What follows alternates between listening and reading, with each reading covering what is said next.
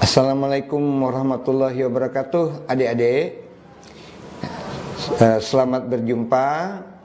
Perkenalkan, saya Kak Zul Tahrir, pengajar kimia Nurul Fikri. Pada kesempatan ini kita akan membahas tryout UTBK kimia. Adapun soal yang akan kita bahas nomor 31 sampai 45. Siap?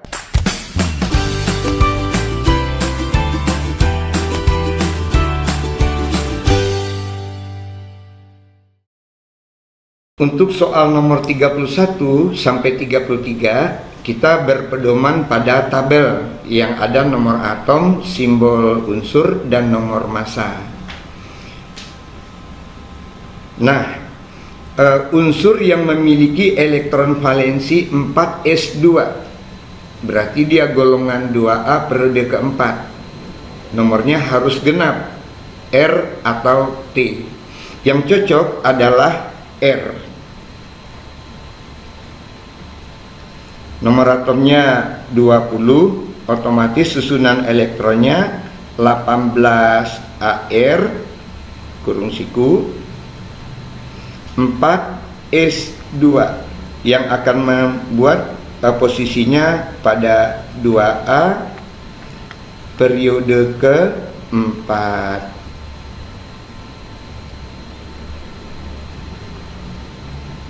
Jawabannya si R ya.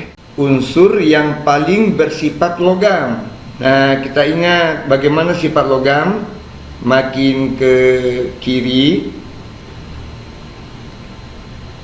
makin ke bawah, sifat logamnya itu semakin menonjol.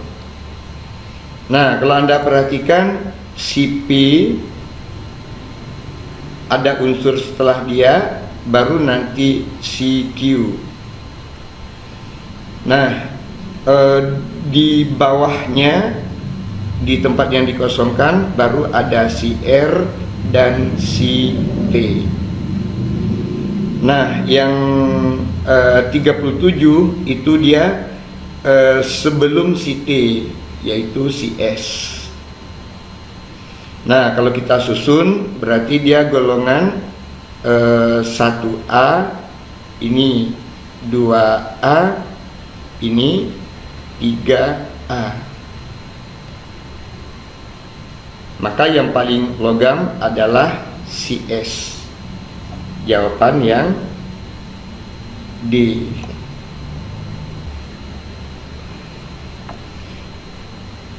Nah, jika dia berikatan dengan oksigen membentuk oksida, mana yang MR-nya paling besar? Kita ingat yang logam yang valensinya paling kecil, terus berat atomnya paling besar, itu si S, golongan 1A. Jadi si S, si golongan 1A akan bereaksi dengan si O, golongan 6A. Maka si S yang dibutuhkan 2 buah, dia akan menjadi nanti S2O. Nah, berapa MR-nya? MR-nya tentu 2 kali AR-nya si S, 85, ditambah 1 kali AR-nya si O, 1 kali 16. Jadi 170, 186. Nah, ini walaupun si T punya AR lebih besar, tapi dia membentuk senyawa yang atomnya lebih sedikit gitu. Ya, si T, si golongan 2A, kalau ketemu dengan si U golongan 6A, rumusnya hanya TU. MR-nya otomatis 88 ditambah 16, hanya 104. Jadi jawaban si S.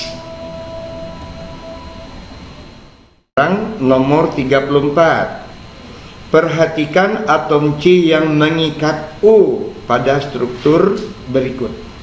Kita lihat ya, CH3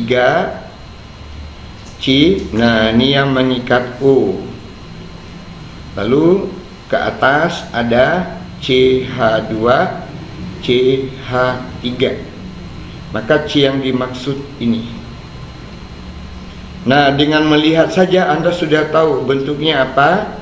Bentuknya adalah segitiga datar. Kenapa? Kalau kita perhatikan di sini pasangan elektronnya ada 3. 1,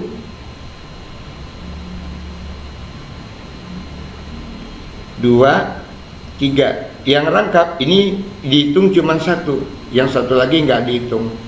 Nah, kalau kita kaitkan dengan hibridisasi, kalau dia PE-nya 3, hibridisasinya sp2. Maka jawabannya yang A. Paham?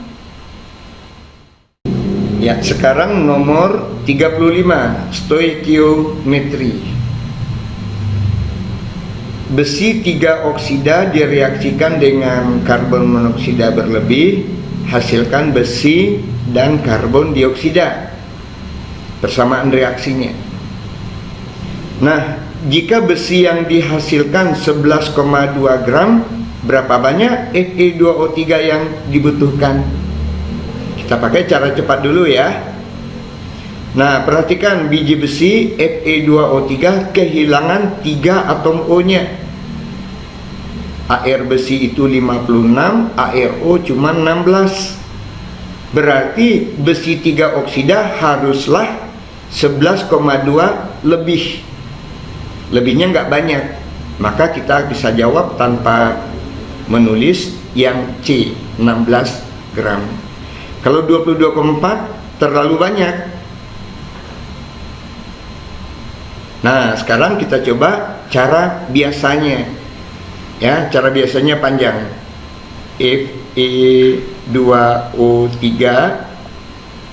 direaksikan jadi 2Fe tambah hasil lain. Ini AR-nya 56. MR-nya kalau kita hitung insya Allah 160. Nah, kalau kita punya besi sebanyak 11,2 gram, AR-nya 56, berarti kita punya 0,2 mol. Nah, si Fe2O3 separuhnya 0,1 mol. Kalau kita kali dengan MR-nya 160 gram per mol, kita coret, kita akan peroleh sebanyak 16 gram Fe2O3. Jadi jawabannya sama, yang C. Ya, nomor 36, masalah laju reaksi, ya, mencari persamaan laju atau order. Cara yang terbaik itu menggunakan tabel namanya melingkup data. Tapi karena tabelnya terpisah, kakak mencoba cara lain, yaitu cara membanding data yang juga relatif cepat. Cari satu data sama, data lain beda, bandingkan dengan kecepatannya. Misalnya kita bandingkan data 1 dengan 3. Kita lihat konsentrasi si X2 itu 1 kali, sama. Sementara konsentrasinya si Y2 itu 3 kali. Nah, ternyata lajunya menjadi 5 jadi 15 kali, 3 kali juga. Maka ordernya si Y2 itu adalah 1. Nah, sekarang coba cari yang Y-nya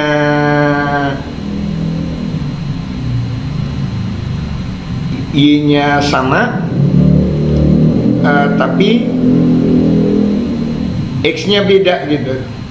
Yang mana? Oh, tidak ada. Maka kita coba saja paksakan data 1, 2. Bagaimana? Nah, si X-nya adalah 2 kali, si Y-nya juga ikut 2 kali. Lajunya ternyata 4 kali. Nah, kita manfaatkan si Y, berarti 2 pangkat berapa dikali 2 pangkat 1, hasilnya 4. Hasilnya 4. Pasti 2 pangkat 1 juga dong. Jadi di sini kita dapati lajunya itu atau ordernya si X. Ini tulisan dihapus dulu ya. Kita dapati ordernya si X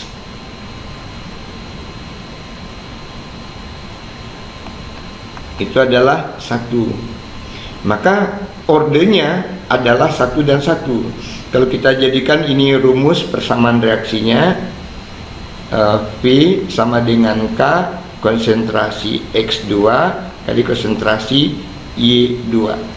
Jadi ordernya itu 1 ditambah 1 sama dengan 2. Jawabannya yang C. Kakak akan memilihkan cara kedua, namanya cara melingkup data. Bagaimana? Kita tinggal melingkup data yang berbeda dan cari data yang sama. Misalnya kita lingkup, kalau hitam berarti data 1,3 deh. Nah, ini namanya dilingkup. Perhatikan X-nya itu 0,1 sama, Y-nya 0,1 menjadi 0,3 3 kali. Lajunya 5 menjadi 15, itu juga 3 kali. 3 pangkat berapa yang sama dengan 3? Pangkat 1. Nah, sekarang cari yang data Y-nya sama tapi data X-nya yang beda. Ternyata tidak ada. Maka kita pakai saja data 1, 2. Perhatikan X-nya 01 jadi 02 2 kali, si Y-nya 01 jadi 02 juga 2 kali. Lajunya 5 jadi 20 4 kali. Maka kita manfaatkan ordernya. 2 pangkat berapa dikali 2 pangkat 1, hasilnya 4. Ya pasti 1. Berarti ordernya 1 dan 1. Ya, jadi ordernya berapa? 1 ditambah 1 sama dengan 2. Jawaban yang C. Ini dicari secara rinci. Nah, yang ketiga, kita hanya ingin tahu ordernya. Maka sekali kerja saja, yaitu bandingkan data 1 dengan 2. Perhatikan 1 dengan 2 seperti kakak tulis tadi. X-nya 2 kali, Y-nya 2 kali, lajunya jadi 4 kali. Maka untuk mendapatkan 4 kali itu kita bisa gunakan X berapa? 2 pangkat 2, yang Y-nya jadi 0, atau yang X-nya dianggap 0 ordernya, maka si Y 2 kali, lajunya 4 kali, dia jadi 2. Jadi bisa 2, 0 atau 02, atau bisa juga sama-sama 1 tambah 1 2. Maka order 2 bisa kita dapatkan hanya menggunakan data 1 dan 2. Tapi ingat, ini hanya sekedar menjawab soal.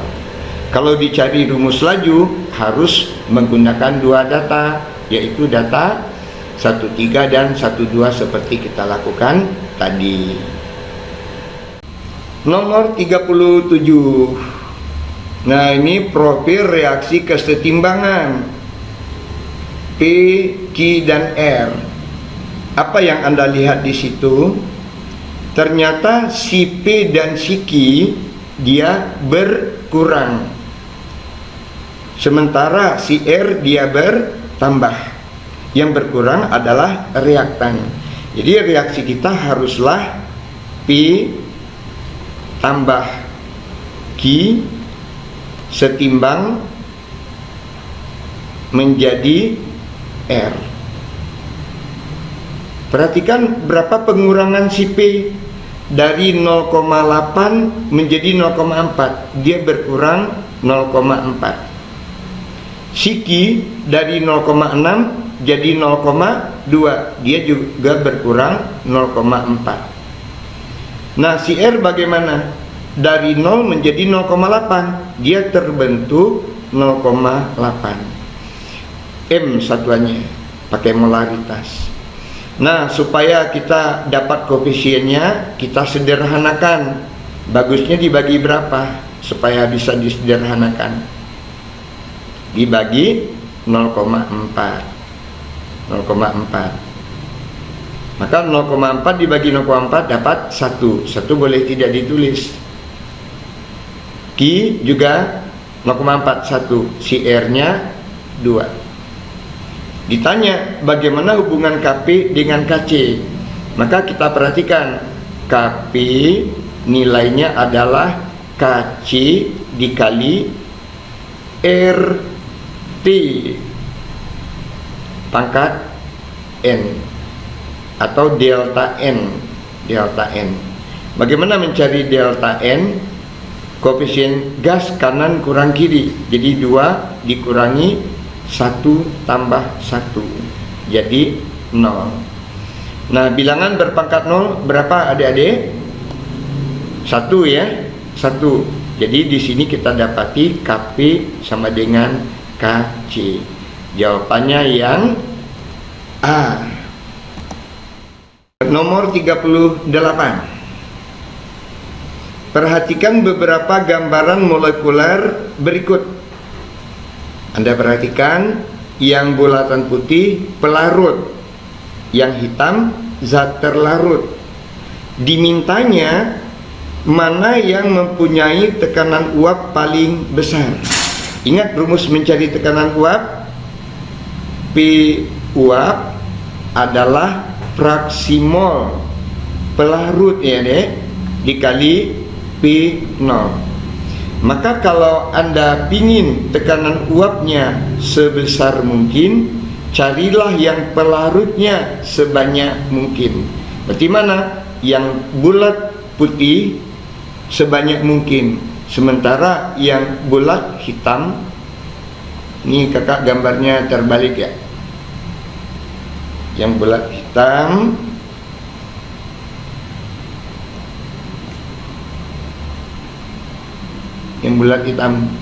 harus sedikit mungkin. Maka mana yang paling sedikit? Yang nomor 3. Jadi jawabannya yang C. Nomor 39 berkaitan dengan teori asam basa Bronsted-Lowry. Yang diminta asam konjugasi dan basa konjugasi dari HPO4 2- berturut-turut. Bagaimana? Nah, zat yang punya asam basa konjugasi namanya itu amfoter. Ya, kita perhatikan. Kita punya HPU4-2. Gimana perilakunya? Dia bisa berperan sebagai asam, dia pun juga bisa berperan sebagai basa. Nah, kalau dia sebagai basa, tugasnya menerima H+. Maka jadinya haruslah H2PU4-. Apa ini? Ini adalah asam konjugasinya. Nah, kalau dia sebagai asam, tugasnya ngapain? Memberikan H plusnya pada orang lain. Maka dia jadi PO4-3. Ini asam, ini apanya? Basa konjugasinya. Jadi asam konjugasinya H2PO4-, basa konjugasinya PO4-3. Jawabannya yang B. Ya, soal nomor 40, 41, 42 berpedoman pada wacana singkat ini. Ya, masalahnya sebenarnya titrasi redoks, stoikiometri redoks. Nah, bagaimana? Sebanyak 20 mili larutan SO2 dititrasi dengan KBRO4 0,05 M. Ada reaksinya, titik ekivalen saat KBRO4 20 mili. Lalu larutan hasil diencerkan sampai 200 mili. Nah, berapa konsentrasi SO2 dalam larutan? Soal nomor 40. Kita perhatikan persamaan reaksinya. KBRO4 tambah 4 SO2 tambah apa gitu, jadi 4H2SO4 tambah apa gitu. Nah, yang perlu kita perhatikan KBRO4 kita ada sebanyak 20 mili 0,05 M. Kalau kita kalikan, kita dapat berapa? 1 milimol. Nah, si SO2 berapa? 4 kali lipatnya, 4 milimol. Nah, berapa banyak dia? 20 mili titik M, belum tahu.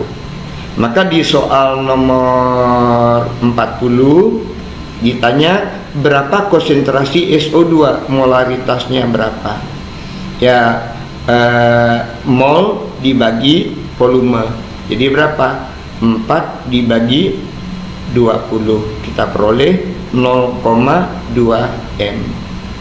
Jawabannya yang B. 41. Jumlah elektron yang diterima oleh tiap mol KBRO4 pada reaksi di atas. Perhatikan, KBRO4 dia berubah menjadi Br-. Berapa biloknya? Biloknya CO-2 kali 4 -8, K-nya +1 -7 supaya 0 +7. Nah, si Br dia -1, maka dia mengalami reduksi. Dia menerima 8 elektron. Jadi kalau kita punya KBRO4 nya 1 mol, insya Allah elektronnya berapa mol? 8 mol elektron. Jawabannya yang I.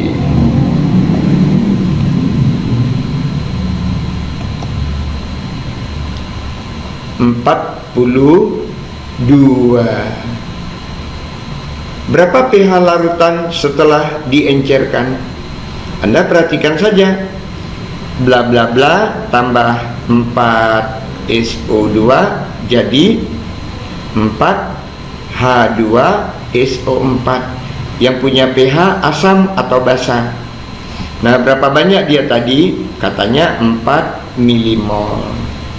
Si H2SO4 pasti sama dong, kan koefisiennya sama, 4 milimol juga. Tapi hati-hati, volumenya sekarang bukan 20 tapi 200 ml. Maka kita dapati konsentrasinya 4/200. Berapa? 4/200 berarti 1/50. 1/50 itu 0,02 ya, 2 M. 0,02 M. Maka harga H plusnya itu adalah konsentrasi si asam kuat kali valensi berapa? 0,02 dikali 2 dapat 0,04 M. Maka pH-nya berapa? pH-nya tentu min log ini 4 kali 10 pangkat min 2 ya, kalau kita desimalkan 2 dikurang log 4. Apa jawabannya? Yang I 42. Berapa pH larutan setelah diencerkan? Anda perhatikan saja, bla bla bla tambah 4 SO2 jadi 4 H2SO4 yang punya pH asam atau basa. Nah, berapa banyak dia tadi? Katanya 4 milimol. Si H2SO4 pasti sama dong, kan koefisiennya sama, 4 milimol juga. Tapi hati-hati, volumenya sekarang bukan 20 tapi 200 ml. Maka kita dapati konsentrasinya 4/200. Berapa? 4/200 berarti 1/50. 1/50 itu 0,02 ya, 2 M. 0,02 M. Maka harga H plusnya itu adalah konsentrasi si asam kuat kali valensi berapa? 0,02 dikali 2 dapat 0,04 M. Maka pH-nya berapa? pH-nya tentu min log ini 4 kali 10 pangkat min 2 ya, kalau kita desimalkan 2 dikurang log 4. Apa jawabannya? Yang I. Nomor 43, sel volta. Pada sel volta yang memakai elektroda Ni dan Zn serta larutan garamnya diberikan harga E0. Diminta pernyataan yang tidak benar. Jadi mintanya yang salah. Apa yang Anda lihat di situ? Ternyata harga E0-nya si Zn lebih negatif dari E0-nya si Ni. Maka si Zn akan mengalami oksidasi di mana? Di anode. Sementara si Ni bagaimana? Ionnya akan mengalami reduksi di mana? Di katode. Ingat kaidah pada sel volta. Apa?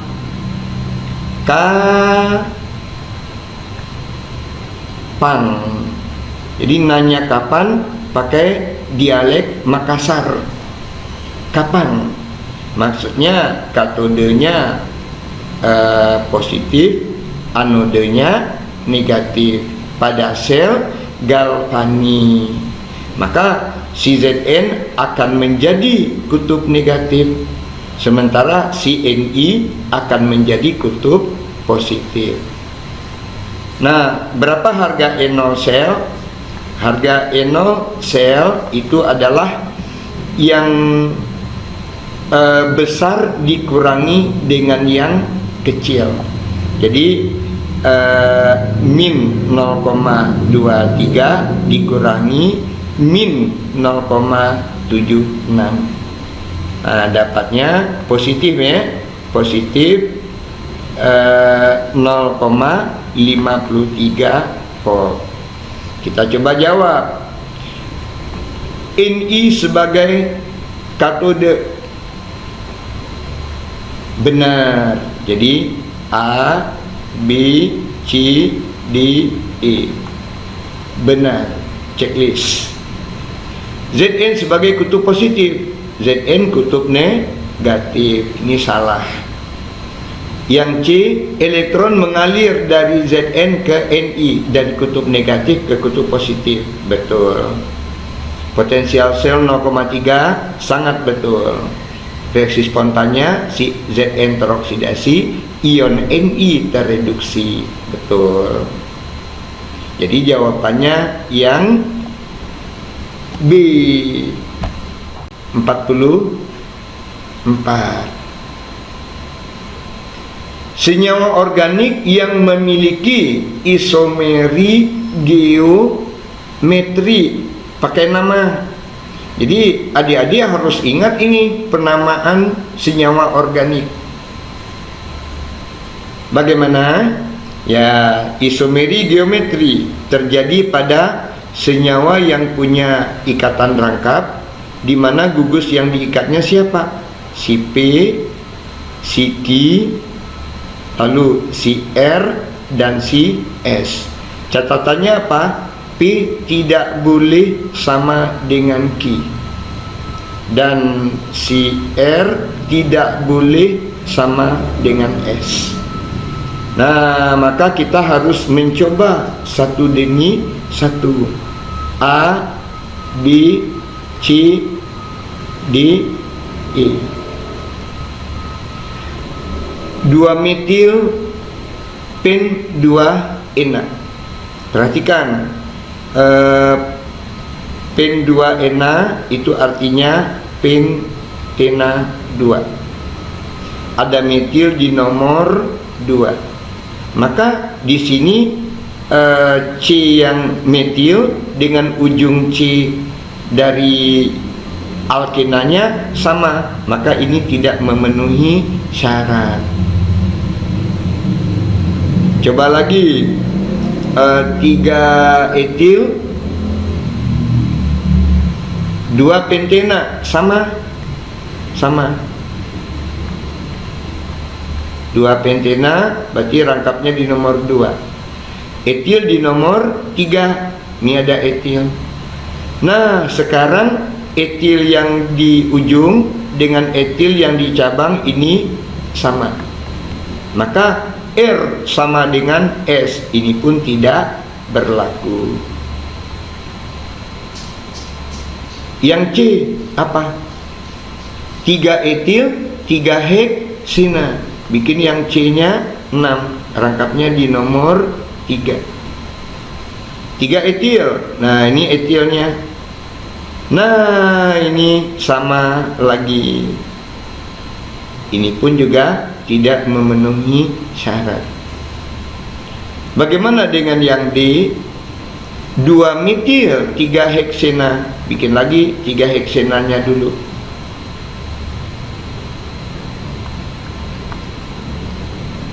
Dua metil, berarti ini ada. Nah, perhatikan ya, satu gugus mengikat etil, satu lagi tidak ditulis oleh si kakak, itu H. Beda.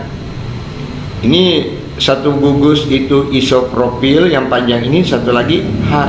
Ini juga beda. Maka ini dia P tidak sama dengan Q, R tidak sama dengan S. Yang ini insya Allah salah.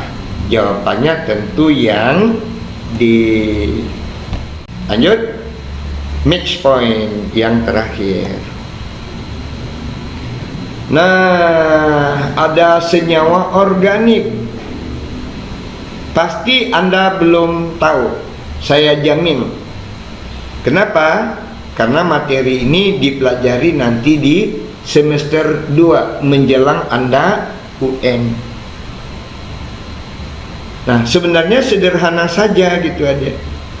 Senyawa organik di bawah ini yang dapat menghilangkan warna coklat brom dalam CCl4. Apa ilmunya ini? Ilmu yang pertama namanya uji ikatan rangkap.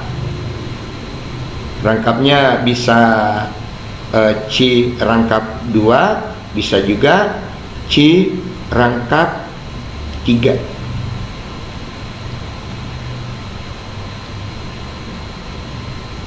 Nah, dengan catatan dia bukan aromatik. Yang kedua namanya uji link. Ini khusus untuk menguji keberadaan gugus CHO, namanya gugus aldehida. Nah, mana yang punya ikatan rangkap dan mana yang punya gugus aldehid, saya yakin kita bisa menerima yang E. Yang rangkapnya ada di bagian yang kiri, yang CHO-nya itu di bagian kanan. Jadi jawabannya yang E. Bagaimana? Mudah-mudahan paham ya. Itu kira-kira jawaban praktisnya. Nah, demikianlah adik-adik pembahasan tryout kita yang baru saja kita jalani. Mudah-mudahan adik-adik dapat sedikit bekal jawaban praktis dari tryout kita. Kita tutup dengan baca hamdalah alhamdulillahirabbil alamin.